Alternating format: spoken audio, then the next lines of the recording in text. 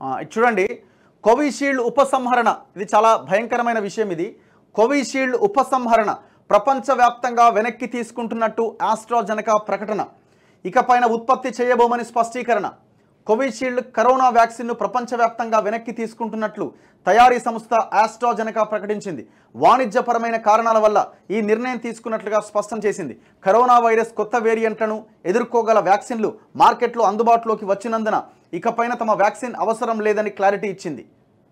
అంటే ఆడ బ్రిటన్లో కేసు నమోదై అక్కడ వాళ్ళు బ్రిటన్ ప్రభుత్వానికి ఆస్ట్రాజెనెకా అనే కంపెనీ అవును మా వ్యాక్సిన్ తీసుకోవడం వల్ల కొంతమందిలో థ్రాంబోసిస్ రక్తం గడ్డకట్టడం అనే ఒక వ్యాధి వస్తున్నది, దానివల్ల ఇబ్బందులు జరుగుతున్న మాట వాస్తవమని ఇదే కంపెనీ ఒప్పుకున్నది.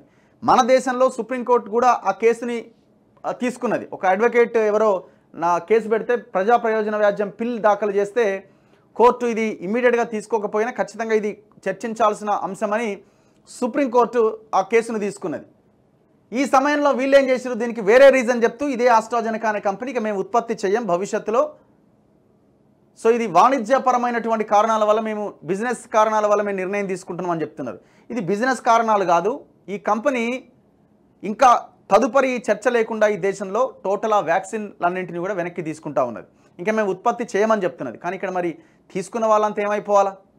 సరే అందరికీ ఈ ప్రమాదం ఏమీ లేదు. ఒకవేళ అంత పెద్ద ప్రమాదం ఉండుంటే ఆ సిచ్యువేషన్ వేరేలాగా ఉండేది. కానీ ఎంతో కొంతమందికి అయితే ఈ వ్యాక్సిన్ తీసుకున్న వాళ్ళలో రకరకాల కాంప్లికేషన్స్ అనేవి వస్తున్నాయి.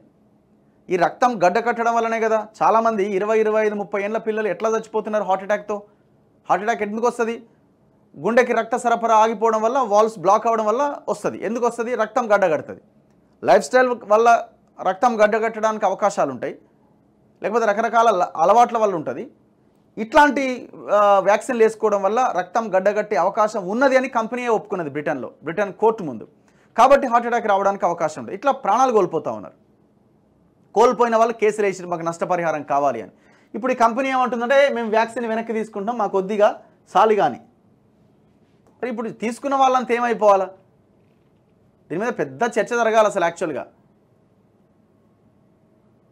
ఇగో కోవిషీల్డ్ కరోనా వ్యాక్సిన్ వల్ల పలువురిలో సైడ్ ఎఫెక్ట్స్ తలెత్తాయని ఇటీవల ఒప్పుకున్న వ్యాక్సిన్ తయారీ కంపెనీ ఆస్ట్రాజెనెకా తాజాగా మరో కీలక ప్రకటన చేసింది. తమ వ్యాక్సిన్ను ప్రపంచవ్యాప్తంగా ఉపసంహరించుకోవడం ప్రారంభించినట్టుగా వెల్లడించింది. వాణిజ్యపరమైన కారణాల వల్లే ఈ నిర్ణయం తీసుకున్నట్టుగా స్పష్టం చేసింది. కరోనా వైరస్ కొత్త వేరియంట్లను ఎదుర్కోగల సరికొత్త వ్యాక్సిన్లు మార్కెట్లోకి అందుబాటులోకి వచ్చినందున ఇంకా తమ వ్యాక్సిన్ అవసరం లేదని ఆస్ట్రాజెనెకా తేల్చి చెప్పింది. ఇకపైన కరోనా వ్యాక్సిన్ను తాము ఉత్పత్తి చేయబోమని కంపెనీ తెలిపింది. ఐరోపా దేశాలు సహా ప్రపంచవ్యాప్తంగా పలు దేశాల్లో కరోనా వ్యాక్సిన్ సప్లై కోసం తాము తీసుకున్న మార్కెటింగ్ లైసెన్సులు కూడా వదులుకున్నట్టుగా చెప్పింది. అంటే దీని వెనకాల పెద్ద గూడుపుటాని ఉన్నది, దీనివల్ల ప్రమాదం జరుగుతున్నది అన్నది ఆ కంపెనీ గుర్తించింది. ఇంకా ముందు మరిన్ని కేసులు ఎదుర్కోకుండా ఉండడానికి వాళ్ళు దాన్ని ఉపసంహరించుకున్నారు. వెరీ క్లియర్, దాంట్లో ఏం డౌట్ లేదు.